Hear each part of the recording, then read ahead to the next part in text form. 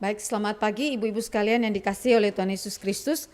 Hari ini kita akan kembali lagi membahas bagian firman Tuhan yang masih terkait dengan masa-masa yang kita rayakan, yaitu tentang mana relasi kebangkitan Kristus dan kebangkitan orang percaya. Nah, Richard Gavin itu mengatakan bahwa ada hubungan yang organis antara kebangkitan Kristus dan kebangkitan orang percaya. Dan kebangkitan orang percaya itu bukan saja berbicara mengenai kebangkitan yang akan terjadi di akhir zaman, di masa yang akan datang, tetapi kebangkitan itu sudah dimulai sekarang.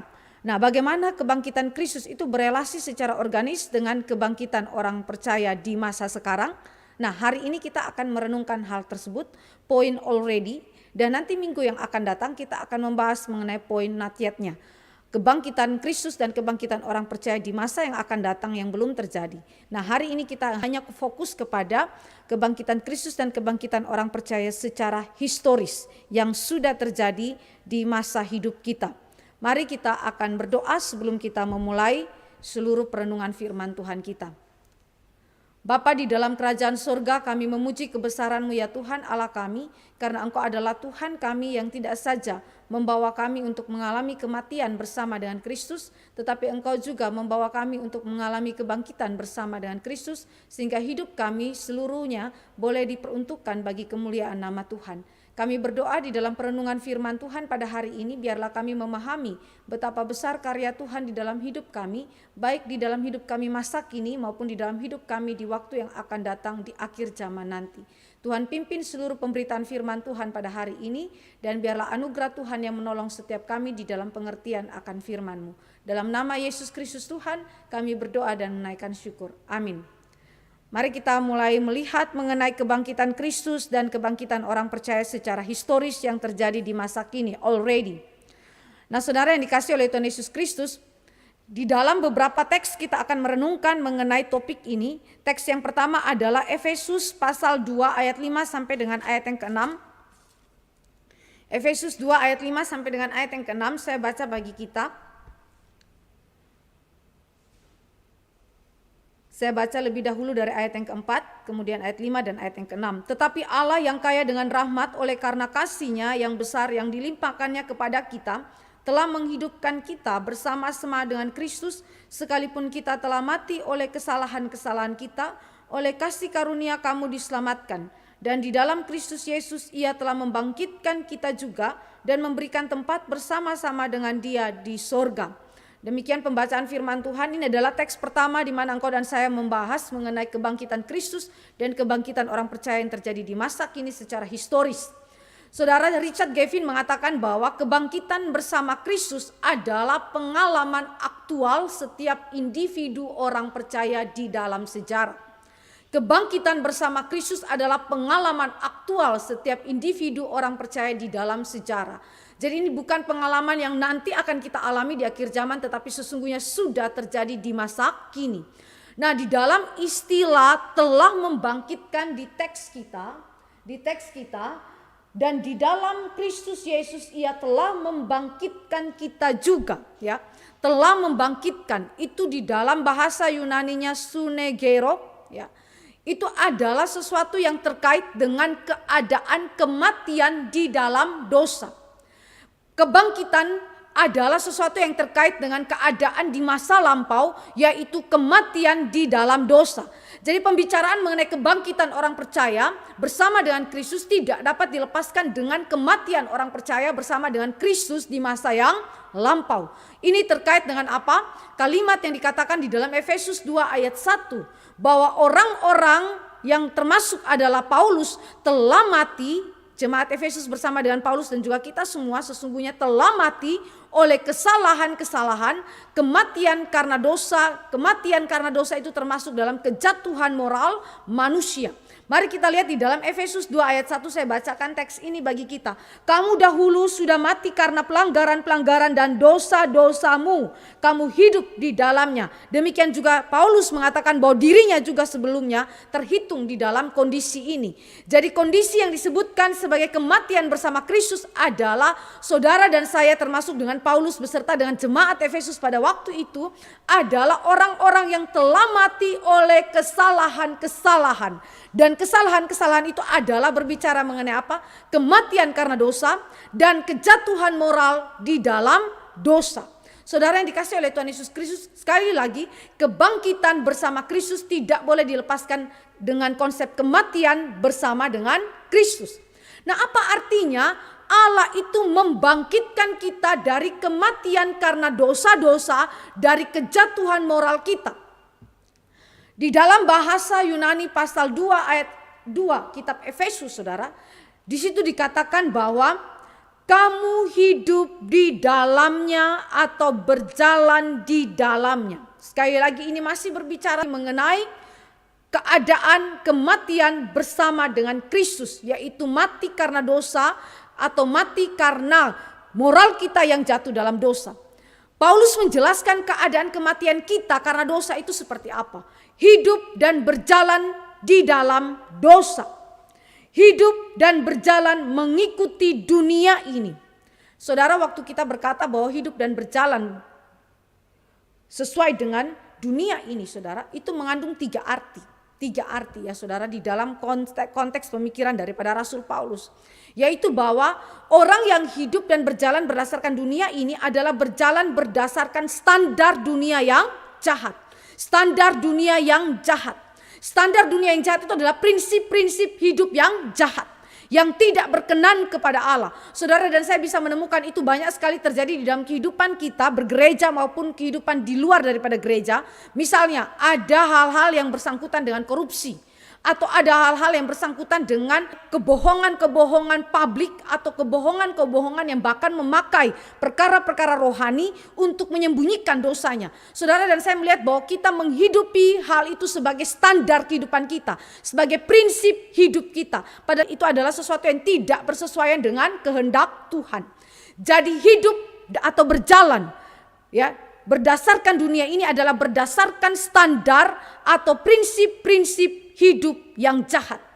Yang kedua, hidup atau berjalan mengikuti dunia ini adalah berarti hidup berdasarkan semangat ketidaktaatan. Semangat ketidaktaatan. Saudara dan saya yang mati karena dosa atau jatuh di dalam moralitas kita karena dosa-dosa kita, kita selalu semangat berbuat dosa. Saudara dan saya mau sadar atau tidak sadar, sengaja atau tidak sengaja, kita akan menghidupi suatu semangat yang muncul begitu saja, keluar begitu saja dari diri kita, yang adalah sumber ketidaktaatan itu karena memang natur kita yang berdosa ini, dan kita terus-menerus menghidupinya di dalam semangat. Saudara, kita melihat hal ini menjadi sesuatu yang sangat mengerikan di dalam kehidupan kita sebagai manusia yang jatuh dalam dosa ya. Kehidupan manusia yang jatuh dalam dosa, saudara, karena dosa-dosa kita, engkau dan saya begitu bersemangat berbuat dosa, bertekun di dalam dosa. Saudara, saya punya anak Stefani, saudara, tanpa kita ajarkan ya dosa, saudara. Pada usia sekitar 0 sampai dengan 3 tahun, 4 tahun hari ini, saudara, selalu saja kita menemukan bahwa tanpa kita ajarkan pun selalu semangat untuk tidak taat, semangat untuk memberontak, semangat untuk tidak hidup sesuai dengan kebenaran itu timbul di dalam hatinya dan terlihat di dalam ekspresi kehidupannya. Padahal ini adalah seorang anak yang masih kecil. Yang sekalian kita juga bisa lihat kehidupan kita sebenarnya, cerminan kehidupan kita sebagai orang dewasa di dalam kehidupan anak kecil. Bahwa setiap hari hidup kita adalah hidup yang terus menerus semangat di dalam ketidaktaatan. Bukan semangat di dalam kebenaran atau di dalam ketaatan kepada kebenaran. Yang ketiga, orang yang hidup atau berjalan mengikuti dunia ini adalah orang yang senantiasa hidup berdasarkan nafsu daging. Hidup yang selalu dikuasai oleh nafsu kedagingannya. Amarah ya, kedengkian, kebencian yang Alkitab itu katakan di dalam kehidupan kita. Nafsu-nafsu dunia ini yang hidup di dalam keadaan kita yang jatuh dalam dosa, saudara. Tanpa saudara dan saya dipengaruhi oleh lingkungan ini, sesungguhnya benih-benih keberdosaan itu, keinginan-keinginan nafsu daging itu ada hidup di dalam diri kita. Dan kita berjalan mengikutinya. Saudara yang dikasih oleh Tuhan Yesus Kristus, kita telah mati oleh kesalahan-kesalahan. Karena dosa, karena kejatuhan moralitas mencakup 3 hal ini. Kita hidup dan berjalan menurut standar dunia yang jahat. Kita hidup dan berjalan berdasarkan semangat ketidaktaatan. Kita hidup dan berjalan berdasarkan nafsu daging, melakukan keinginan daging. Saudara yang dikasihi oleh Tuhan Yesus Kristus, dalam satu percakapan dengan seorang percaya lainnya, ada pertanyaan demikian. Mengapa saudara dari sesama orang percaya ini suka sekali berbuat dosa, sekalipun firman itu terus diberitakan, renungan-renungan itu terus diberitakan, tetapi kenapa dia terus tiap hari bukan bertobat, tapi tiap hari makin jatuh dan makin jatuh, semakin dalam di dalam dosa. Ini yang saya maksudkan dengan hidup dan berjalan di dalam dosa. Saudara dan saya tidak dapat keluar daripadanya, saudara dan saya mati di dalamnya, saudara dan saya hidup di dalamnya. Saudara, ini adalah dua hal yang paradoks yang Alkitab itu katakan. Kita mati karena dosa, tetapi sekaligus kita hidup dan berjalan di dalam dosa. Saudara yang dikasihi oleh Tuhan Yesus Kristus, itu mirip seperti orang yang terikat atau kecanduan dengan narkoba, saudara.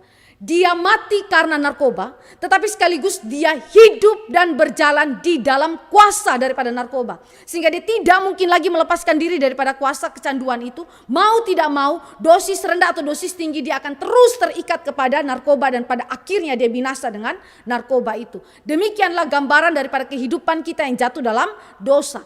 Dosa mengikat engkau dan saya sehingga kita mati di dalamnya, tetapi sekaligus kita hidup berjalan di dalam dosa tersebut. Saudara yang dikasihi oleh Tuhan Yesus Kristus, maka kebangkitan orang percaya bersama Kristus sekali lagi harus dimengerti di dalam koridor atau di dalam konteks kematian karena dosa-dosa. Alkitab berbicara kematian karena dosa-dosa adalah sesuatu yang terjadi di masa lampau. Kita mati bersama Kristus. Kristus mati bukan karena dosa, tetapi Kristus mati terhadap dosa. Saudara dan saya sesungguhnya mati karena dosa, tetapi di dalam Kristus kita mati terhadap dosa. Itu adalah hal yang saudara dan saya temukan di dalam konsep Efesus yang nanti kemudian kita perdalam lagi di dalam teks-teks lainnya. Itu adalah masa yang lalu. Tetapi bagaimana dengan masa kini, saudara? Masa kini, ini adalah dua hal yang selalu ada di dalam kehidupan orang percaya. Masa lalu dia mati karena dosa dan kemudian dia mati bersama dengan Kristus terhadap dosa. Dan kemudian sekarang di dalam Kristus dia dibangkitkan bersama dengan Kristus. Masa kini, ya, itu yang dikatakan di dalam Efesus 2 ayat 6. Sunegero, saudara ya. Bicara mengenai apa, saudara? Bangkit bersama Kristus. Itu bicara mengenai apa, saudara? Bicara mengenai transformasi rohani dan pembaruan etis yang dikerjakan oleh Allah di dalam diri setiap umat pilihan Allah yang ditebus oleh Kristus. Saudara, kalimat ini diringkas dengan kalimat yang sangat-sangat sederhana tetapi memiliki makna yang amat dalam di dalam Efesus 2 ayat 10 dikatakan, karena kita ini buatan Allah diciptakan dalam Kristus. Buatan Allah diciptakan dalam Kristus. Di dalam 2 Korintus 5 ayat 17 mengatakan bahwa kita ini adalah ciptaan baru. Transformasi rohani dan pembaruan etis, ya, yang kemudian merupakan arti daripada bangkit bersama dengan Kristus, saudara, itu dijelaskan oleh Paulus dengan kalimat yang sederhana tetapi memiliki makna yang dalam, yaitu apa? Diciptakan di dalam Kristus, atau kalimat dari Korintus adalah ciptaan yang baru. Saudara, apa artinya diciptakan dalam Kristus? Diciptakan dalam Kristus atau ciptaan yang baru. Kalimat ini adalah sekali lagi berbicara mengenai tindakan supernatural dari Allah untuk mentransformasi kehidupan natur saudara yang berdosa, yang mati karena dosa, yang hidup dan berjalan di dalam dosa itu diubahkan sekejap oleh pekerjaan Roh Kudus, dan kemudian saat yang sama dia menanamkan prinsip-prinsip hidup baru di dalam jiwa orang yang telah ditebus Allah. Jadi saudara yang dikasihi oleh Tuhan Yesus Kristus, ketika kita merenungkan kebangkitan Kristus, saudara harus ingat bahwa kebangkitan Kristus memiliki signifikansi yang begitu amat dalam kepada hidup daripada orang percaya hari ini, yaitu menciptakan engkau menjadi ciptaan yang baru. Di dalam Kristus Allah bertindak secara supranatural, mengubahkan engkau dan saya di dalam natur kita yang berdosa, dikuduskan, diubahkan menjadi natur yang baru, dan kemudian menanamkan prinsip-prinsip hidup baru di dalam hidup kita, sehingga secara etis, secara moral kita diperbaharui. Saudara yang dikasih oleh Tuhan Yesus Kristus, ini adalah anugerah Allah yang begitu besar. Kenapa? Karena di dalam Efesus pasal 2 ayat 1 sampai 2 tadi dikatakan bahwa kita sesungguhnya tidak lagi dapat hidup, ya, kita mati, tetapi karena Kristus kita menjadi ciptaan yang baru. Nah, kata baru saudara di dalam 2 Korintus 5 ayat 17 itu kainos. Ya, bukan neos. Kalau neos adalah sesuatu yang baru sama sekali, ya, tidak memiliki keberlanjutan dari yang lama. Tetapi kainos adalah baru yang merupakan keberlanjutan dari yang lama, tetapi sekaligus discontinue dari yang lama di dalam aspek apa? Kualitasnya yang berbeda.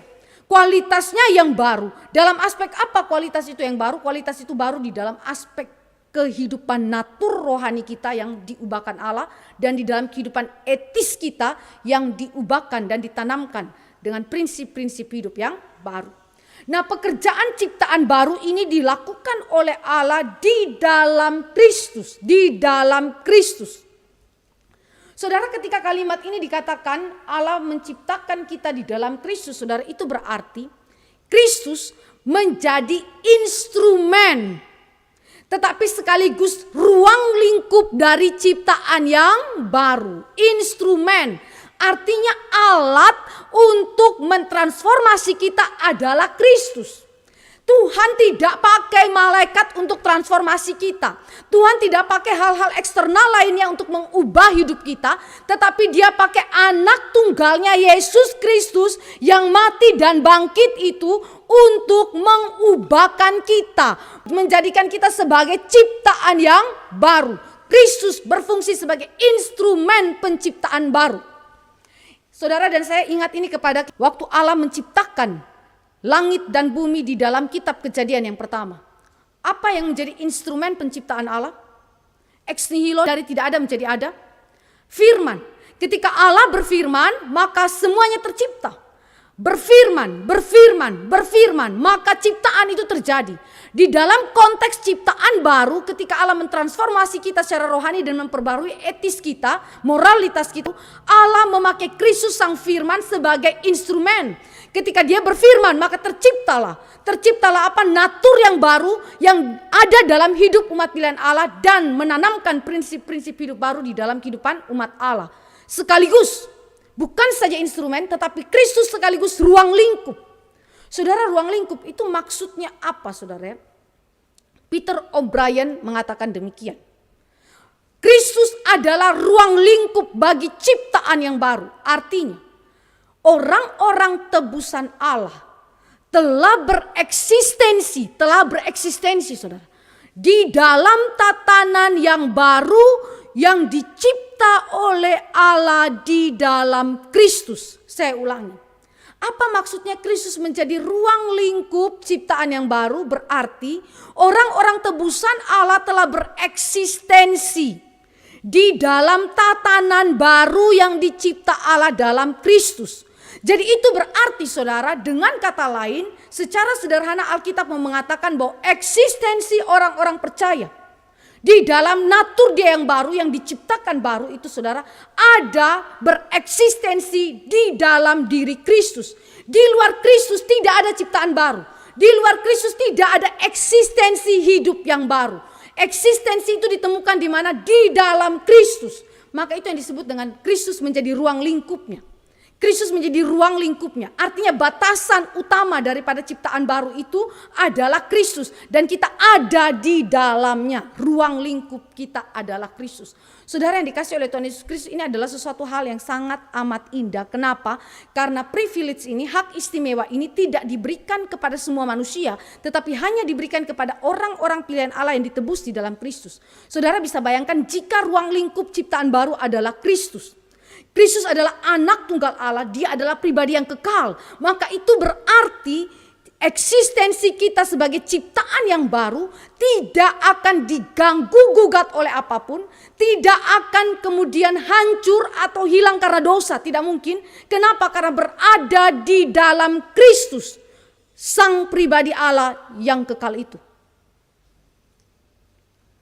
Nah, apa tujuan daripada ciptaan baru di dalam Kristus? Efesus 2 ayat 10 berkata bahwa Allah menciptakan kita dalam Kristus untuk melakukan pekerjaan baik. Saudara, pekerjaan baik bukanlah penyebab keselamatan, tetapi pekerjaan baik adalah buah daripada keselamatan yang dikerjakan oleh Allah dalam jiwa orang pilihan Allah. Ini adalah sesuatu yang sangat kontras. Saudara bisa bayangkan di dalam Efesus 2 ayat 10 dikatakan bahwa supaya kita hidup di dalam pekerjaan baik itu. Kontras dengan apa? Efesus 2 ayat yang kedua tadi yang mengatakan bahwa kamu hidup di dalamnya, yaitu di dalam dosa. Kamu mengikuti jalan dunia ini. Saudara perhatikan ada kontras. Permainan kata yang dipakai oleh Paulus untuk menunjukkan. Efesus 2 ayat 2 berbicara mengenai kita hidup berjalan di dalam dosa, kita mati di dalam dosa. Tetapi kemudian Efesus 2 ayat 10 diakhiri dengan kita hidup di dalam pekerjaan-pekerjaan baik yang direncanakan Allah sejak kekekalan. Apa artinya hidup atau berjalan di dalam Efesus 2 ayat 10? Hidup di dalam pekerjaan baik atau berjalan di dalam pekerjaan baik. Berarti tiga hal. Kontras dengan yang tadi ya, Efesus 2 ayat 2. Hidup atau berjalan di dalam pekerjaan baik berarti hidup berdasarkan standar firman Tuhan. Kalau mati di dalam dosa berarti hidup berdasarkan standar dunia yang jahat. Tetapi setelah engkau dan saya diubahkan oleh Allah, saudara dan saya dibangkitkan bersama dengan Kristus, maka kita hidup berdasarkan standar firman Tuhan. Itu berarti segala keterikatan kita, kecintaan kita dengan hal-hal yang tidak berkenan kepada Tuhan, semuanya itu tidak boleh kita kemudian pelihara. Ya. Berdasarkan standar firman. Saudara, ini adalah sesuatu hal yang sangat penting. Saya ambil contoh Ananias dan Safira yang memanfaatkan perkara rohani untuk kemudian menutupi dosa kebohongan mereka. Ya. Di dalam Kisah Para Rasul, Petrus kemudian menegur Ananias dan Safira.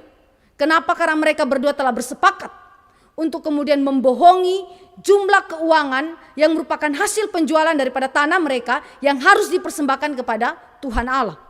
Dan Petrus berkata kepada Ananias dan Safira, kenapa kamu membohongi roh Allah? Kenapa kamu membohongi roh Allah?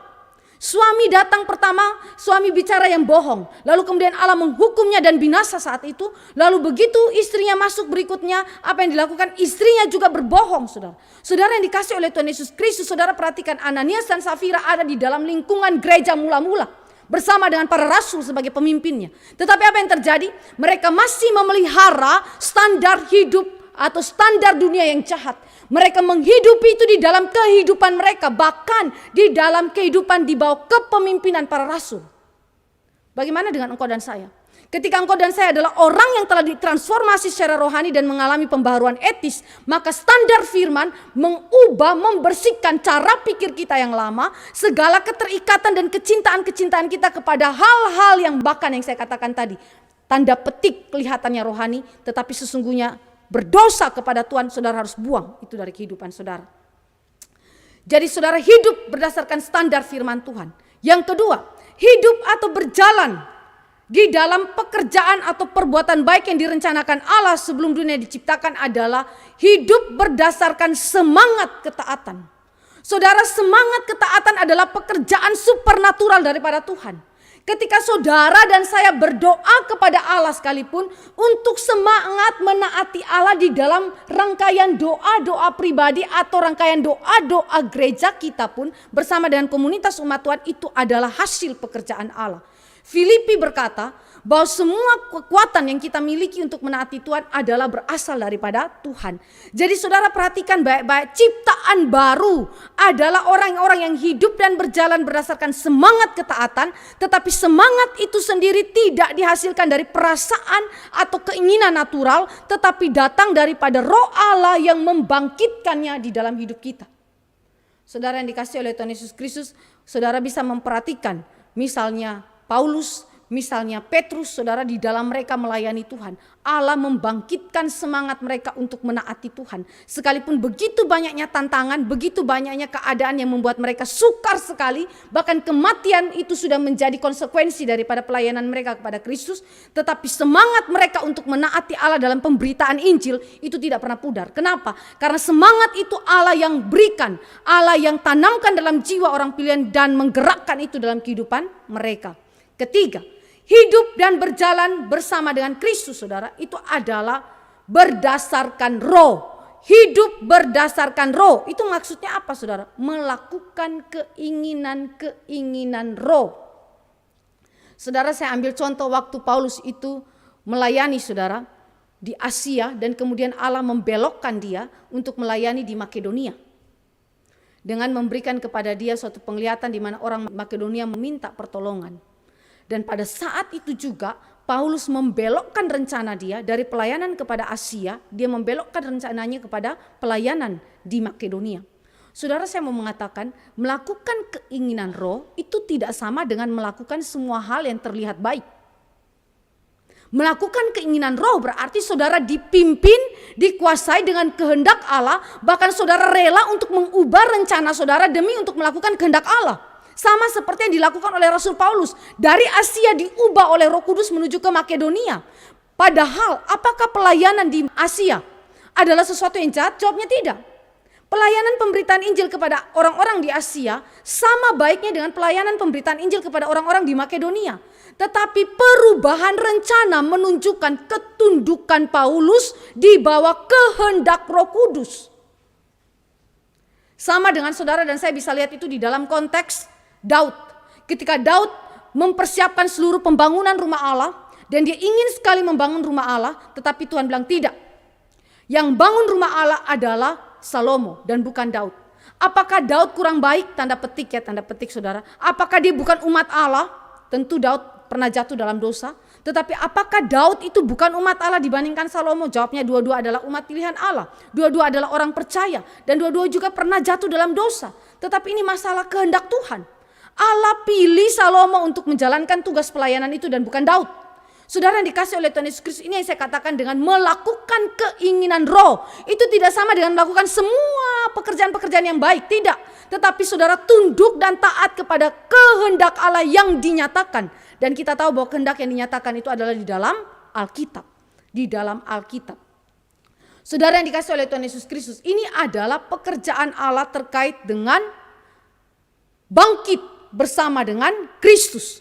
Bangkit bersama dengan Kristus yang diberikan oleh Allah kepada umat Allah di dalam konteks kematian mereka karena dosa-dosa mereka. Saudara yang dikasih oleh Tuhan Yesus Kristus, apa kesimpulan engkau dan saya terkait dengan kebangkitan Kristus dan kebangkitan orang percaya dalam histori terkait di dalam teks kita Efesus ini? Ya. Saudara lihat kesimpulan yang saya ambil dari pemikiran daripada Richard Kevin. Dia bilang begini.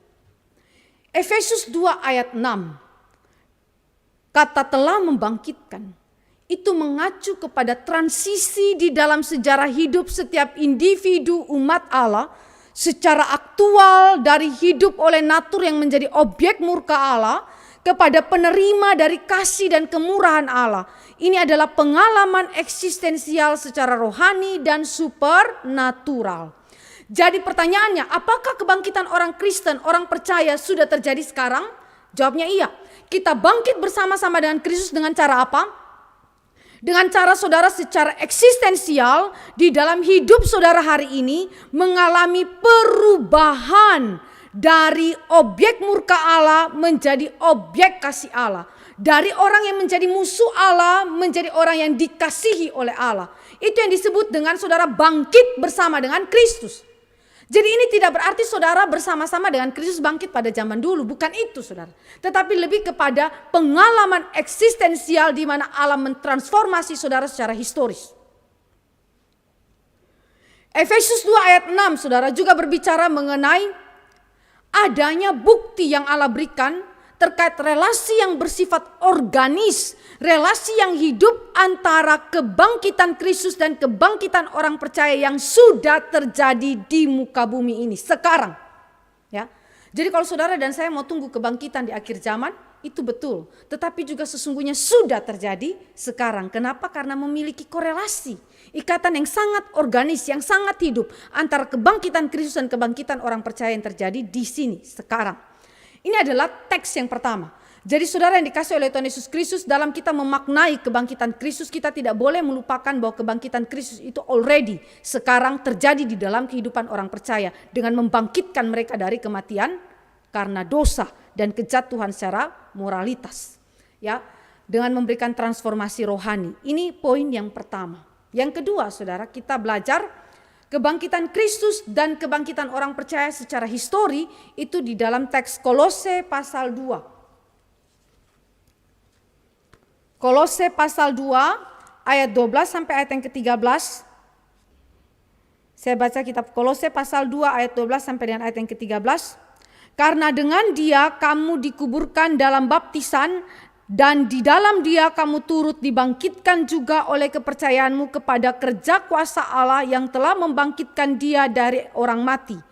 Kamu juga meskipun dahulu mati oleh pelanggaranmu dan oleh karena tidak disunat secara lahiriah, telah dihidupkan Allah bersama-sama dengan Dia sesudah Ia mengampuni segala pelanggaran kita. Nah, saudara memperhatikan di situ istilah dibangkitkan, ya, di dalam teks kita juga memiliki kata Yunani yang sama dengan di dalam kitab Efesus, ya, dan kemudian kata telah membangkitkan juga memiliki makna yang sama atau kata Yunani yang sama dengan kitab Efesus, ya.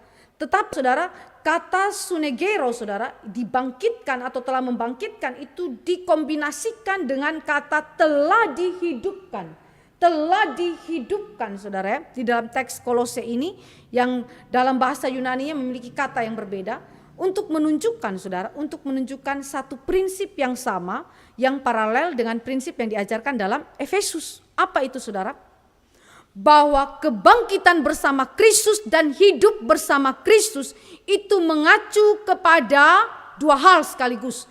Kematian atas dosa dan kematian atas kejatuhan moral sekaligus transformasi rohani dan pembaharuan secara etis. Saya ulangi, kenapa dua kata ini dikombinasikan dalam Kolose 2 ayat 12 sampai 13, dibangkitkan, telah membangkitkan dengan telah dihidupkan. Kenapa dua kata ini telah membangkitkan dan telah menghidupkan atau dihidupkan itu dikombinasikan untuk menegaskan paralelisme dengan Efesus 2 ayat 5 sampai 6 tentang apa? Kebangkitan bersama Kristus dan hidup bersama Kristus itu mengacu kepada dua hal yang terjadi sekaligus. Kematian atas dosa dan kematian atas kejatuhan moral dan sekaligus transformasi rohani dan pembaruan moral. Itu harus terjadi dalam kehidupan orang-orang yang ditebus oleh Kristus. Tanpa dua hal ini tidak ada namanya kebangkitan, ya. Karena sekali lagi kebangkitan selalu mengasumsikan adanya kematian. Maka dua hal ini, mati atas dosa dan kejatuhan moral tetapi sekaligus hidup, ditransformasi dan diperbaharui secara moralitas. Nah, keunikan dari Kolose 2 ayat 12 saudara, ada kata oleh kepercayaanmu, ya. Oleh kepercayaanmu. Turut dibangkitkan juga oleh kepercayaanmu, saudara. Apa maksudnya oleh kepercayaan? Dia tes pistos, saudara, ya.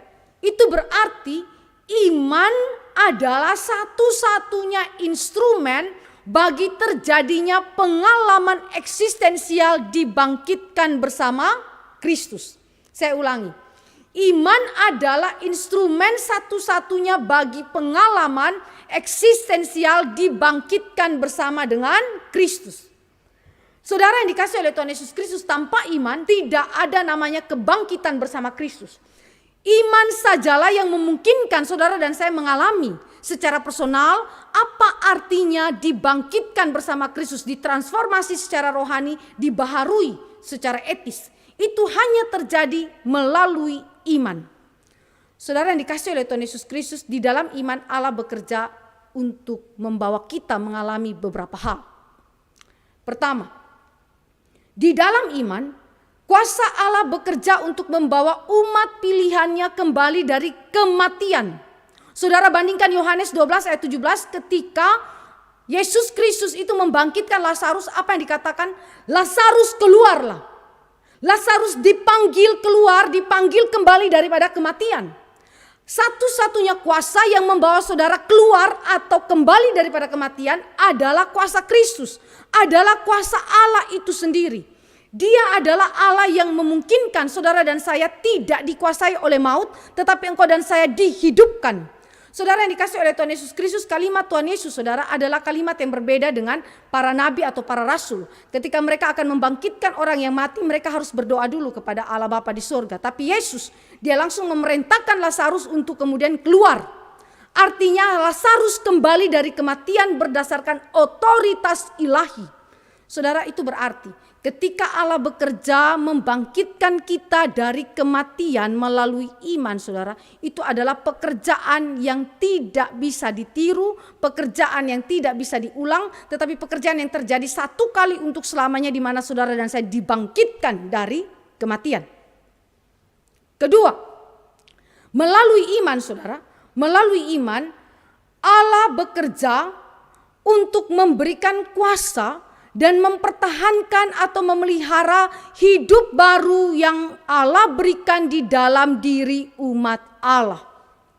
Allah tidak saja memanggil umat pilihannya dari kematian, tetapi Allah juga memberikan kuasa dan mempertahankan hidup baru yang ada di dalam diri umat Allah. Itu berarti saudara dan saya tidak mempertahankan keselamatan kita atau tidak memelihara keselamatan kita dengan kekuatan kita. Sebab kalau saudara dan saya memakai kekuatan kita untuk mempertahankan hidup baru yang ada dalam hidup kita, maka tidak mungkin saudara dan saya akan masuk surga. Kenapa? Karena kita akan terus jatuh dalam dosa. Dalam seluruh kehidupan kita setelah percaya pun kita masih mungkin jatuh dalam dosa. Sehingga kita tidak dapat mempertahankan iman kita, tidak dapat mempertahankan hidup baru yang Allah telah karuniakan di dalam jiwa kita. Martin Luther itu mengatakan bahwa satu-satunya jaminan keselamatan kita, jaminan hidup baru yang Allah karuniakan di dalam diri kita itu tidak hilang, tidak hancur karena dosa, adalah pemeliharaan Allah, providensia Allah. Allah yang menjaganya sedemikian sehingga sekalipun kita mungkin jatuh dalam dosa, tetapi dosa itu tidak membuat kita hancur atau hilang iman kita atau hilang keselamatan kita. Saya kasih contoh Simon Petrus. Ketika Simon Petrus dinubuatkan oleh Yesus Kristus bahwa pada malam ini juga engkau akan menyangkali aku 3 kali sebelum ayam berkokok. Apa yang terjadi saudara? Petrus tidak mau menerima apa yang dikatakan oleh Yesus Kristus. Petrus menyangka bahwa dirinya mampu mempertahankan atau memelihara dirinya untuk tetap berdiri taat kepada Tuhan Allah. Faktanya dia menyangkali Yesus 3 kali sebelum ayam berkokok. Saudara yang dikasih oleh Tuhan Yesus Kristus, ketika peristiwa ini terjadi maka engkau dan saya mengingat satu hal. Kita sebagai orang yang sudah ditebus Kristus sekalipun, kita tidak memiliki kuasa pada diri kita sendiri untuk mempertahankan, untuk pelihara hidup baru yang Allah tanamkan dalam jiwa kita. Allah sendiri yang memelihara itu. Petrus jatuh dalam dosa tetapi Yesus Kristus sudah berkata kepada dia, aku telah berdoa supaya engkau, ketika engkau sudah kuat, engkau juga dapat menguatkan orang yang lain. Supaya imanmu tidak gugur, supaya imanmu tidak jatuh, hancur dan binasa.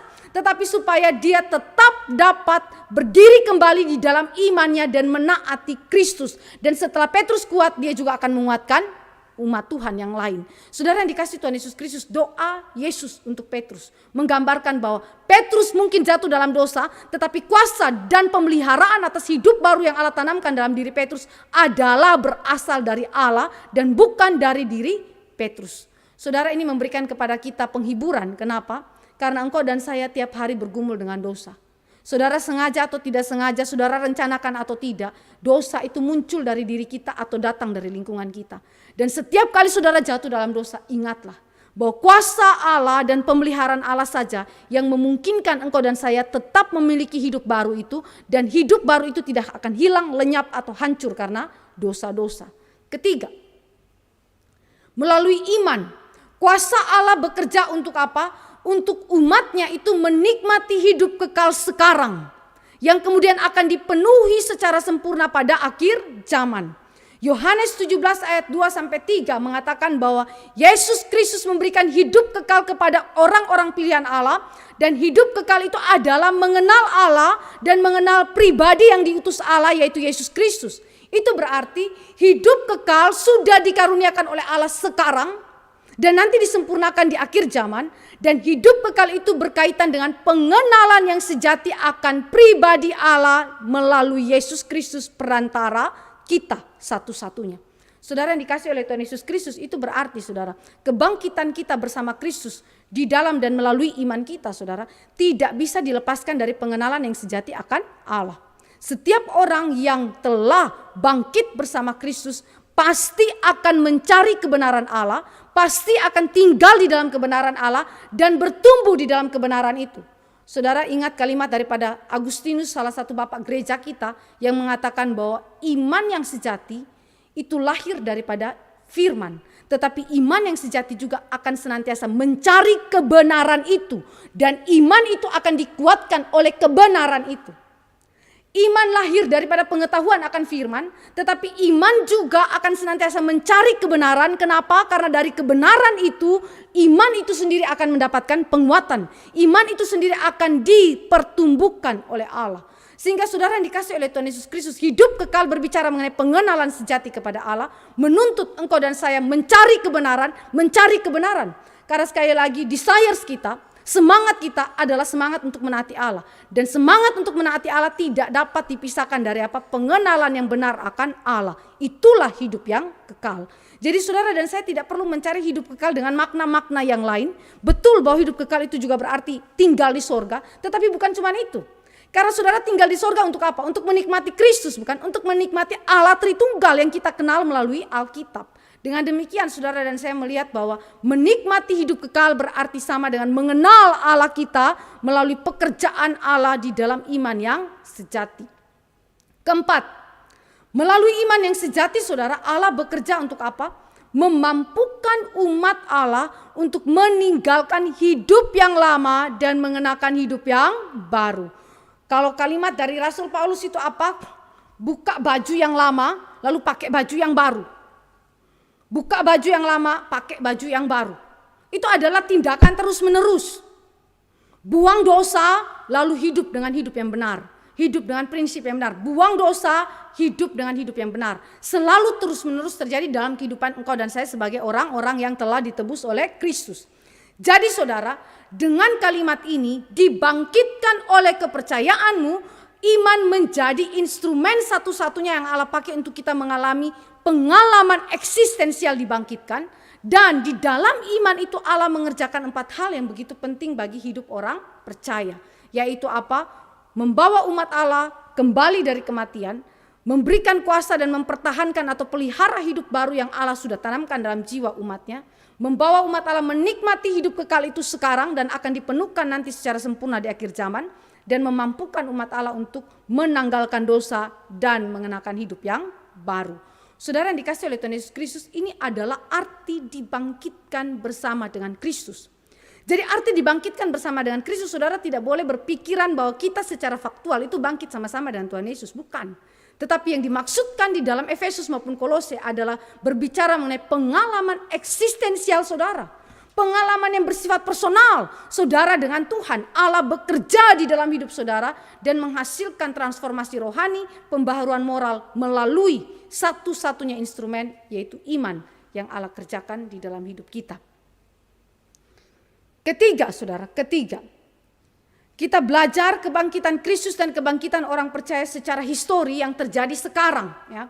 Itu di dalam teks yang terakhir kita baca, teks ini adalah Roma 6 ayat 3 sampai 11. Roma 6 ayat 3 sampai dengan ayat yang ke-11. Saya baca. Atau tidak tahukah kamu bahwa kita semua yang telah dibaptis dalam Kristus telah dibaptis dalam kematiannya? Dengan demikian kita telah dikuburkan bersama-sama dengan Dia oleh baptisan dalam kematian, supaya sama seperti Kristus telah dibangkitkan dari antara orang mati oleh kemuliaan Bapa, demikian juga kita akan hidup dalam hidup yang baru. Sebab jika kita telah menjadi satu dengan apa yang sama dengan kematiannya, kita juga akan menjadi satu dengan apa yang sama dengan kebangkitannya. Karena kita tahu bahwa manusia lama kita telah turut disalibkan supaya tubuh dosa kita hilang kuasanya, agar jangan kita menghambakan diri lagi kepada dosa, sebab siapa yang telah mati ia telah bebas dari dosa. Jadi jika kita telah mati dengan Kristus, kita percaya bahwa kita akan hidup juga dengan Dia. Karena kita tahu bahwa Kristus sesudah Ia bangkit dari antara orang mati tidak mati lagi, maut tidak berkuasa lagi atas Dia.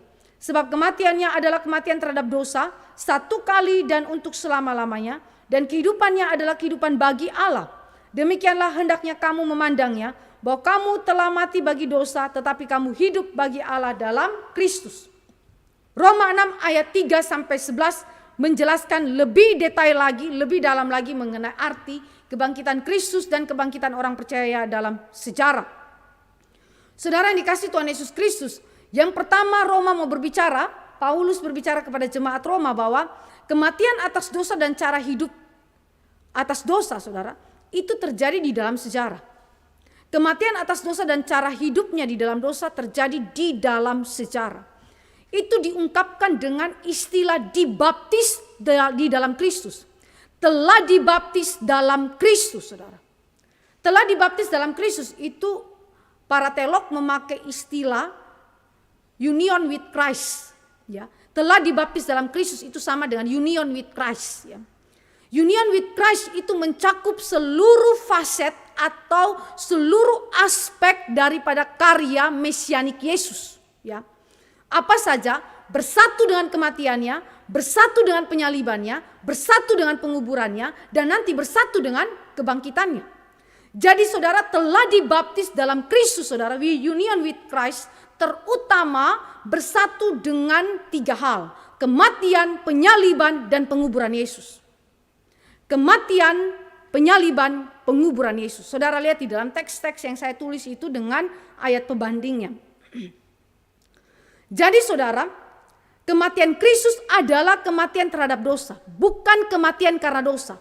Kalau di Efesus tadi kita mati karena dosa, tetapi di dalam teks Roma menunjukkan bahwa kita mati juga terhadap dosa. Mati karena dosa adalah sesuatu yang masa lalu. Dan kemudian sekarang saudara dan saya menghidupi satu kematian terhadap dosa. Mati karena dosa dan mati terhadap dosa, saudara, ini adalah hal yang kemudian saudara dan saya lihat ada semacam pembedaan. Ya. Mati karena dosa memang kita telah dosa dan kita kemudian dikutuk oleh Allah. Tetapi mati terhadap dosa, saudara, adalah sebuah kuasa yang Allah berikan kepada kita sehingga kita mungkin untuk mematikan kuasa dosa itu. Untuk mematikan atau menolak atau berkata tidak kepada dosa. Yang sebelumnya engkau dan saya tidak mungkin berkata tidak kepada dosa. Tetapi karena kuasa daripada Allah maka kita dapat mati terhadap dosa. Bukan lagi mati karena dosa tetapi mati terhadap dosa. Saudara yang dikasihi oleh Tuhan Yesus Kristus, kenapa kita bisa mati terhadap dosa? Kuasa itu datang dari mana? Die to sin. Bukan die because of sin, saudara. Bukan. Karena Kristus, kematian Kristus adalah kematian terhadap dosa. Saudara yang dikasihi oleh Tuhan Yesus Kristus, ini memungkinkan sekali lagi orang percaya bisa mati terhadap dosa. Jadi kuasa untuk menaklukkan dosa, kuasa untuk berkata tidak kepada dosa sekali lagi datangnya dari mana? Dari kuasa kematian Kristus yang bukan karena dosa tetapi terhadap dosa. Bukan karena dosa tetapi terhadap dosa. Saudara yang dikasihi oleh Tuhan Yesus Kristus, kalimat ini begitu penting saudara untuk menegaskan suatu posisi yang berbeda dengan antara kita dan Kristus. Saudara dan saya beda dengan Kristus di dalam aspek ini. Dia mati. Dia mati bukan karena dia telah berdosa, tetapi saudara dan saya mati karena kita telah berdosa. Dan oleh kuasa Kristus yang bukan mati karena dosa itu kita dimungkinkan untuk sekali lagi mati terhadap dosa, mengalahkan dosa. Kedua, saudara ya, kedua. Kebangkitan dari kematian, saudara. Kebangkitan dari kematian atas dosa juga terjadi di dalam sejarah. Kalau tadi kematian atas dosa dan cara hidupnya terjadi di dalam sejarah, dimungkinkan karena Kristus mati terhadap dosa, maka kita pun mati terhadap dosa. Sekarang kedua, kebangkitan dari kematian atas dosa pun terjadi di dalam sejarah. Roma 6 ayat 4c, saudara. Roma 6 ayat 4c, di situ dikatakan, sama seperti Kristus telah dibangkitkan dari antara orang mati oleh kemuliaan Bapa, demikian juga kita akan hidup dalam hidup yang baru. Saudara, di dalam Roma 6 ayat 4c ini adalah co-resurrection. Kebangkitan orang percaya bersama Kristus, co-resurrection saudara. Kebangkitan bersama antara orang percaya dan Kristus, bangkit bersama Kristus ya. Ini mengacu kepada apa saudara? Kepada dua hal ya, di dalam kitab Roma mengacu kepada dua hal. Pertama kepada time point daripada kebangkitan Kristus. Maksudnya time point itu apa saudara? Time point itu adalah kepada apa? Kebangkitan Kristus di masa lampau. Ketika Yesus bangkit dari antara orang mati saudara, kita bangkit bersama Yesus saat itu juga, tetapi bukan secara faktual, tetapi bersifat representatif. Saya ulangi ya. Co-resurrection, kebangkitan bersama Kristus di dalam pasal 6 ayat 4c kitab Roma, mengacu kepada time point daripada kebangkitan Kristus, di mana Kristus bangkit dari antara orang mati, dan saat itu saudara dan saya bangkit bersama dengan Kristus, tetapi bukan secara faktual, tetapi secara apa? Representatif. Yesus mewakili umatnya untuk bangkit dari antara orang mati, sehingga kita bersama dengan Kristus, kita diwakili oleh Kristus, kita bangkit dari antara orang mati. Saudara yang dikasih oleh Tuhan Yesus Kristus, ini memiliki signifikansi yang sangat penting di dalam kehidupan kerohanian kita. Kalau Kristus tidak mewakili kita di dalam kebangkitan, maka kita akan mati untuk selamanya, binasa di bawah hukuman kekal Allah, dan tidak akan menikmati kasih karunia Allah di dalam hidup yang kekal. Tetapi syukur kepada Allah karena kematian Kristus bersifat representatif, mewakili engkau dan saya. Demikian juga kematian Kristus adalah kematian yang representatif, mewakili engkau dan saya. Karena apa? Kematian dia bukan kematian karena dosa, tetapi kematian terhadap dosa. Ya, jadi dia mewakili kita. Demikian juga kebangkitan Kristus adalah mewakili engkau dan saya. Dan yang kedua saudara, co-resurrection saudara. Kristus bangkit mewakili umat Allah untuk apa? Untuk hidup bagi Allah. Di dalam pasal 6 ayat 11 saudara, demikianlah hendaknya kamu memandangnya, bahwa kamu telah mati bagi dosa, tetapi kamu hidup bagi Allah dalam Kristus Yesus. Hidup bagi Allah saudara. Hidup bagi Allah sekali lagi dimungkinkan oleh kehidupan Kristus. Oleh kehidupan Kristus. Jika Kristus tidak bangkit, kata Paulus, jika Kristus tidak bangkit maka sia-sialah seluruh kepercayaan kita. Kenapa? Karena saudara dan saya bisa mengalami hidup itu bagi Allah. Mempersembahkan seluruh totalitas keberadaan kita kepada Allah dimungkinkan hanya melalui kebangkitan dan kehidupan daripada Kristus itu sendiri. Saudara yang dikasih oleh Tuhan Yesus Kristus, itu berarti kita tidak dapat menjadi korban hidup, kata Roma pasal 12 ya. Tidak dapat menjadi hidup yang memuliakan Allah di luar daripada kehidupan Kristus. Saudara dan saya mengalami co-resurrection, kebangkitan bersama Kristus, itu bangkit bersama Kristus. Hidup bagi Allah bersama Kristus saudara ya. Sebagaimana Kristus dalam totalitas hidupnya, dia mempersembahkan dirinya setia sampai mati di atas kayu salib. Demikian juga hidup orang-orang yang dibangkitkan bersama Kristus adalah hidup secara total dipersembahkan bagi Allah. Setia, bertekun di dalam ketaatan sampai Tuhan memanggil kita melalui kematian. Saudara yang dikasih oleh Tuhan Yesus Kristus, mempersembahkan hidup bagi Allah adalah pekerjaan yang juga paralel dengan pekerjaan yang dikatakan di dalam Efesus pasal 2 ayat 10 tadi, yaitu pekerjaan-pekerjaan baik. Ya, jadi sekali lagi ini hanya mungkin jika engkau dan saya ada di dalam hidup daripada Kristus. Engkau dan saya dibangkitkan di dalam Kristus. Roma 6 ayat 5. Kalau tadi kematian terhadap dosa terjadi dalam sejarah ini, kebangkitan bersama dengan Kristus itu terjadi dalam sejarah ini.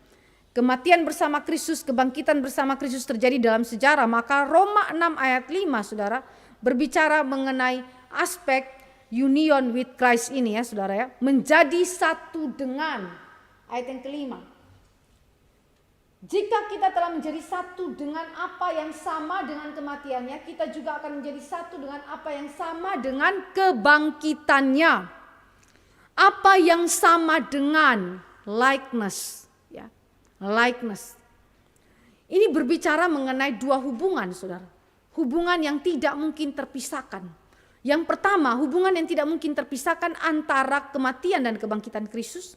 Tetapi juga yang kedua adalah hubungan yang tak terpisahkan antara kematian dan kebangkitan orang percaya di dalam kesatuan dengan Kristus. Ini tidak terpisahkan. Sekali lagi saudara, kematian dan kebangkitan orang percaya bersama dengan Kristus tidak terpisahkan. Sama juga dengan kematian dan kebangkitan Kristus itu tidak terpisahkan. Ya, menjadi satu dengan apa yang sama dengan. Jadi kalimat ini adalah menunjukkan korelasi yang tidak terputuskan atau tidak terpisahkan. Nah, likeness saudara, ini mengacu kepada sekali lagi pengalaman eksistensial setiap individu orang percaya, yaitu bangkit bersama dengan Kristus. Kenapa hal ini saya perlu ulang-ulang saudara? Kenapa perlu diulang-ulang dalam 3 teks ini saudara? Untuk menegaskan bahwa kebangkitan bersama Kristus, kematian bersama Kristus adalah peristiwa eksistensial yang terjadi dalam sejarah hidup individu-individu orang percaya. Bukan nanti, tetapi sekarang saudara. Pengalaman kebangkitan orang percaya tidak identik dengan kebangkitan Kristus tentunya. Pasti, sekali lagi pasti. Kita lihat itu dalam Roma 8 ayat 3. Sama dengan kematian daripada Kristus tidak identik dengan kematian orang percaya. Saudara lihat Roma 8 ayat yang ketiga. Sebab apa yang tidak mungkin dilakukan hukum Taurat karena tidak berdaya oleh daging, telah dilakukan oleh Allah dengan jalan mengutus anaknya sendiri dalam daging, yang serupa dengan daging yang dikuasai dosa karena dosa. Ia telah menjatuhkan hukuman atas dosa di dalam daging. Saudara perhatikan, dengan jalan mengutus anaknya sendiri dalam daging, yang serupa dengan daging yang dikuasai dosa karena dosa. Ia telah menjatuhkan hukuman atas dosa di dalam daging. Jadi di dalam tubuh Kristus, kemanusiaan Kristus, dia menanggung kutuk dosa, dia menanggung hukuman Allah yang kemudian terjadi di dalam diri umat pilihan Allah, tetapi ditanggungkan kepada Kristus dalam kemanusiaannya. Lalu kemudian saudara dan saya melihat di dalam teks yang lain, Filipi 2 ayat 7.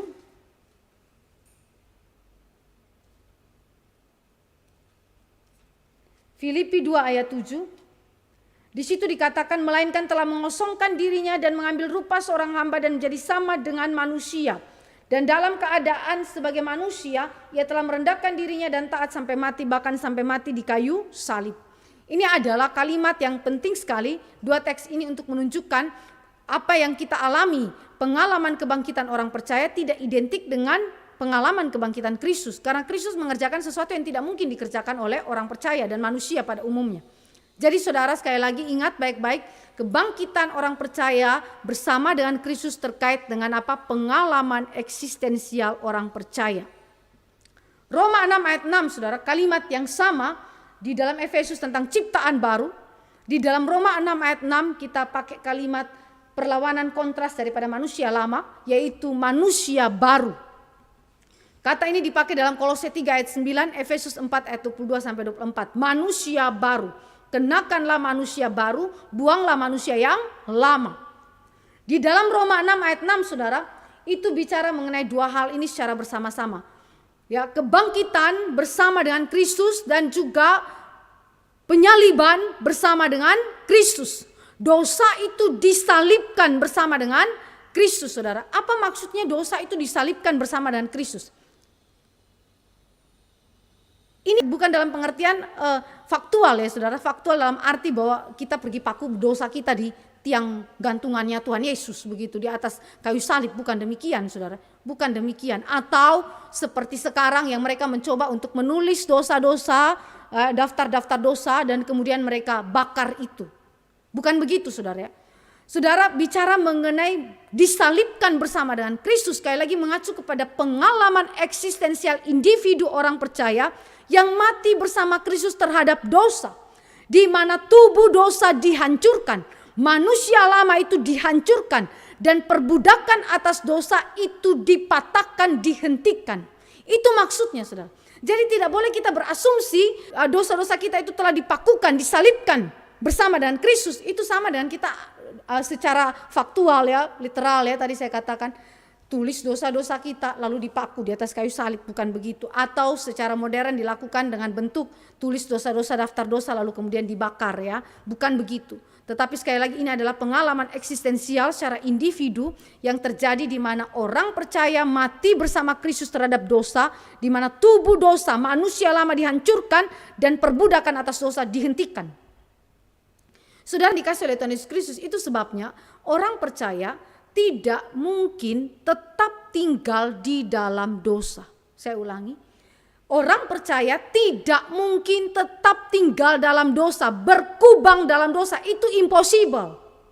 Orang yang berkubang dalam dosa adalah orang yang belum mengalami transformasi oleh pekerjaan Allah. Dia belum mati bersama Kristus, dia belum bangkit bersama Kristus. Dia adalah orang yang masih di dalam kategori di bawah murka Allah. Kenapa? Karena dia masih berkubang dalam dosa. Saudara, ini membuat engkau dan saya tidak dapat melegitimasi, membenarkan diri kita untuk terus mengexcuse diri kita, memaklumi diri kita untuk membuat dosa-dosa tertentu. Mungkin saudara katakan, dosa saya itu dosa kecil. Di hadapan Allah tidak ada dosa kecil dan juga tidak ada dosa besar.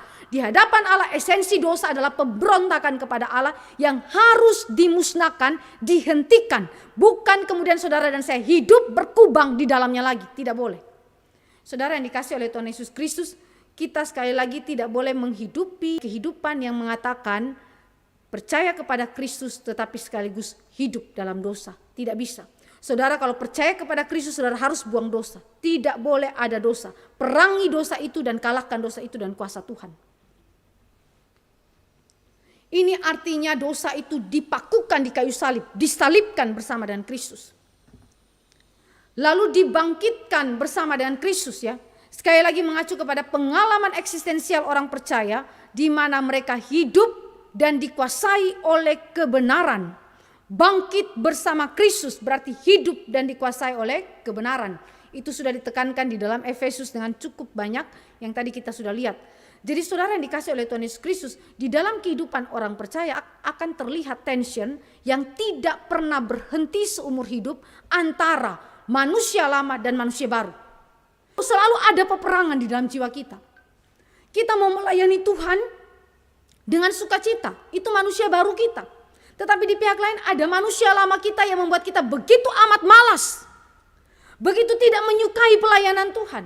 Yang menghalangi engkau dan saya untuk menaati Tuhan, untuk kemudian mengerjakan pekerjaan-pekerjaan Tuhan dalam kesukaan. Itu yang terjadi. Ada peperangan yang terus menerus. Dan ini adalah bukti engkau sudah percaya kepada Kristus. Dari mana saudara dan saya mendapatkan konfirmasi bahwa kita adalah umat Tuhan? Adanya peperangan antara manusia lama dan manusia baru. Kita tidak akan membiarkan tubuh dosa kita, manusia lama kita, dan seluruh kuasa dosa itu menguasai kita. Tetapi dengan kuasa daripada kebangkitan Kristus kita mengalahkannya dan menghidupi hidup yang baru di dalam kebenaran-kebenaran Allah. Saudara, ini kemudian saudara dan saya bisa perhatikan di dalam Roma pasal 7. Paulus menunjukkan perjuangan antara hukum Taurat dan dosa. Bagaimana dia melihat dirinya itu berdosa, tetapi saat yang sama juga dia menyadari bahwa ada hidup baru, kuasa baru yang Allah telah berikan kepada dia. Manusia baru itu ada di dalam dirinya, sehingga peperangan itu selalu terjadi di dalam kehidupan umat Allah. Kalau saudara mengalami hal ini, jangan berputus asa. Kenapa? Karena ini adalah bukti saudara sudah diselamatkan. Ini adalah gambaran saudara dan saya orang-orang yang telah mengalami pembenaran di dalam Kristus. Kalau saudara tidak mengalami peperangan ini, maka saudara adalah milik dunia. Alkitab berkata, engkau adalah milik dunia jika engkau tidak berperang terhadap dosa dan menang atas dosa. Maka kesimpulan kita saudara, kebangkitan Kristus dan kebangkitan orang percaya yang terjadi dalam histori saudara. Saya kembali lagi kepada pemikiran daripada Richard Gavin, saudara. Ada beberapa hal. Kebangkitan Kristus dan kebangkitan orang percaya itu kita sederhanakan di dalam bahasa Inggris yaitu union with Christ, ya. Kesatuan dengan Kristus. Yang berarti pengalaman eksistensial setiap individu orang percaya yang bersifat historis di dalam naturnya. Sudah terjadi sekarang secara eksistensial. Union with Christ juga bersifat kekal. Ya, jadi bukan sesuatu yang temporal. tetapi bersifat kekal. Kenapa saudara? Sudah direncanakan Allah sebelum dunia diciptakan. Efesus 1 ayat 4 dan Roma 8 ayat 29. Sehingga kesatuan dengan Kristus itu tidak hanya terjadi di dalam sejarah ini, tetapi terjadi sampai selama-lamanya. Sampai kepada akhir zaman. Bersifat kekal. Ketiga, union with Christ ya, dialami oleh orang percaya meliputi seluruh aspek karya mesianik, time points ya saudara. Kematian di penyalibannya, penguburan, dan kebangkitannya. Hal-hal ini harus dialami oleh semua umat pilihan Allah yang ditebus oleh Kristus. Harus saudara, harus. Tanpa ini saudara tidak akan mengalami union with Christ ya. Jadi union with Christ adalah saudara dan saya bersatu dengan Kristus di dalam seluruh karya mesianiknya. Kematian yaitu penyaliban, penguburan, dan kebangkitannya. Tetapi bukan secara faktual, tetapi secara apa? Eksistensial dalam sejarah. Terakhir, baptisan di dalam Kristus Roma 6 ayat 3 merupakan petunjuk dan meterai atas suatu transisi yang dialami oleh orang percaya. Transisi dari hidup yang terpisah dari Kristus menjadi hidup yang disatukan dengannya, yang terjadi secara eksistensial. Jadi saudara, baptisan di dalam Roma 6 ayat 3 adalah analogi, bahasa analogi. Itu bukan bahasa literal, ya, tetapi bahasa analogi yang sekali lagi menjadi petunjuk, meterai bahwa ada suatu transisi yang Allah sudah kerjakan di dalam hidup orang percaya. Dari hidup yang terpisah dengan Kristus menjadi hidup yang disatukan dengan Kristus secara eksistensial. Untuk apa tujuannya? Untuk saudara dan saya memuliakan Allah, hidup bagi Kristus, hidup di dalam seluruh pekerjaan-pekerjaan baik. Dan semua ini union with Christ kita hanya bisa terima di dalam iman kepada Allah. Saudara yang dikasihi oleh Tuhan Yesus Kristus, dengan demikian kita bersyukur kepada Allah kita karena Dia tidak saja membangkitkan Kristus dari kematiannya, tetapi Dia juga membangkitkan kita bersama dengan Kristus. Kita mati bersama dengan Kristus, dosa-dosa kita tersalib bersama dengan salib Kristus, tetapi kita juga dibangkitkan daripada kematian. Saudara yang dikasihi oleh Tuhan Yesus Kristus, sekali lagi kita bersyukur karena hal ini dikerjakan di dalam hidup kita hari ini. Sehingga kita tidak saja mengalami kebangkitan di akhir zaman, tetapi juga sudah dialami di masa kini. Ini adalah anugerah keselamatan yang Allah karuniakan bagi umat pilihan Allah. Sehingga kita dapat memuliakan Allah sepanjang hidup kita. Kiranya firman Tuhan ini boleh menjadi berkat bagi kita sekalian dan semakin memahami signifikansi kebangkitan Kristus di dalam kehidupan kita sebagai orang percaya ya, sepanjang Tuhan mempercayakan hidup bagi kita. Mari kita berdoa sebelum kita masuk dalam Q&A. Bapa di dalam kerajaan surga, kami datang kepada Tuhan menaikkan syukur untuk anugerah Allah yang begitu besar. Engkau adalah Allah yang mempersatukan kami dengan Kristus dalam seluruh karya mesianiknya, baik di dalam kematian dan penyalibannya, di dalam penguburan dan di dalam kebangkitannya. Sehingga memungkinkan kami boleh sungguh-sungguh menikmati seluruh karya penyelamatan Allah secara komplit di dalam Kristus. Memungkinkan kami untuk dilepaskan dari dosa-dosa kami dan menghidupi hidup yang baru secara eksistensial yang Engkau kerjakan di dalam natur kami. Kami bersyukur sekali lagi untuk anugerah Allah ini, dan tolong kami supaya kami menghargai seluruh perbuatan Tuhan ini, dan kami boleh mengucap syukur kepada Tuhan dengan menghidupi kebenaran-kebenaran Allah di dalam sepanjang hidup yang Engkau karuniakan bagi kami. Terpujilah nama-Mu Tuhan, dalam nama Yesus Kristus Tuhan kami berdoa dan menaikkan syukur. Amin.